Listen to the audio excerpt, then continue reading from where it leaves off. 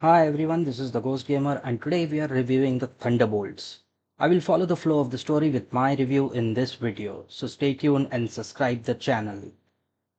So Marvel just handed us a team of emotionally unstable semi-heroes with more trust issues than a Reddit relationship thread.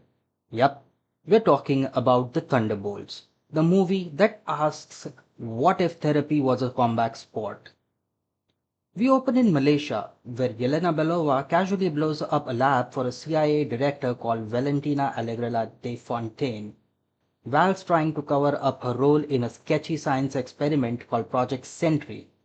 Classic CIA behavior, I tell you. Val sends in Yelena Belova, John Walker, Ava Starr, and the Taskmaster to handle some thieves. The plot twist here is all of them are the thieves. And the whole damn thing? It's a trap to burn the evidence. We love a good betrayal baked right into the mission briefing, don't we all? Ava kills the Taskmaster and a random man named Bob wakes up from a cryo nap. Like, hey, did I miss the brunch? Spoiler alert, he's not your average guy. Bob starts floating mid gunfight, literally, gets shot a bunch of times and shrugs it off, as if he is Marvel's Superman. Then he rockets into the air and crash lands as if he was hit by a kryptonite. Naturally, Valentina thinks, you know what, let's parade this glowing space zombie as our new superhero.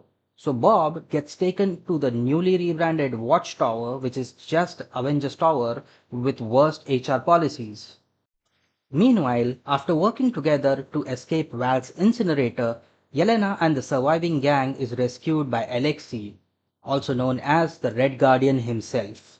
Yes, this man went from allegedly fighting Captain America to driving Uber XL. He then lovingly dubs the crew as Thunderbolts because Yelena once played on a youth soccer team with the same name. It's cute, it's also dumb, but it's very much on brand.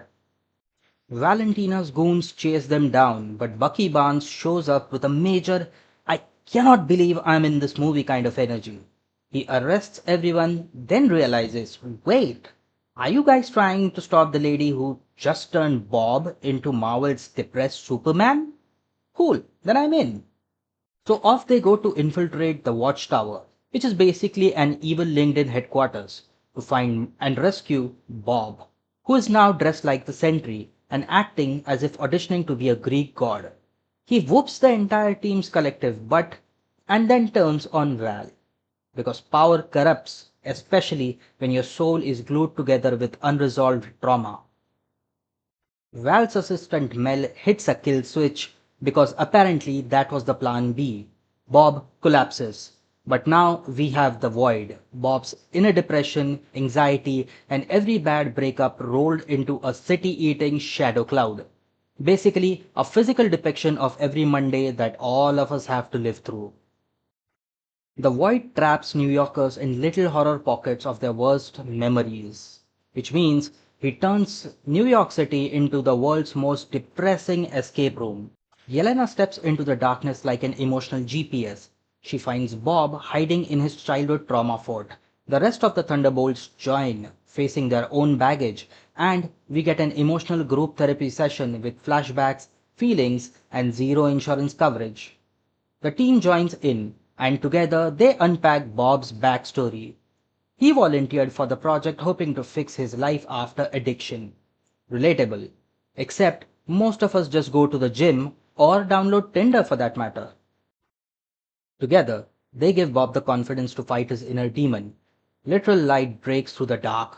Metaphors, growth, cinematic hugs go all around as New York is saved yet again. The movie seems as if Marvel started to create a solo Yelena Belova movie and then added more characters as they went along. However, Thunderbolts is the MCU's version of a chaotic group project. Half of the team wants to quit, the other half has unresolved trauma, and the teacher is definitely evil. It's messy, it's emotional, and somehow still hilarious. Think the Suicide Squad meets therapy with a sprinkle of world ending darkness and some seriously solid one liners. These aren't the Avengers you call to save the world. They are the ones you call when it's already on fire and you need someone who's also emotionally flammable. But hey, they got the job done. Maybe just let's not ask them to do it twice. It also would be interesting to see how they take on the original Avengers led by Sam Wilson's Captain America. The post-credit scene sets up Marvel's next big launch. Well, that's all for me from now. I'll see you guys in another review next week. Until then, tata everybody.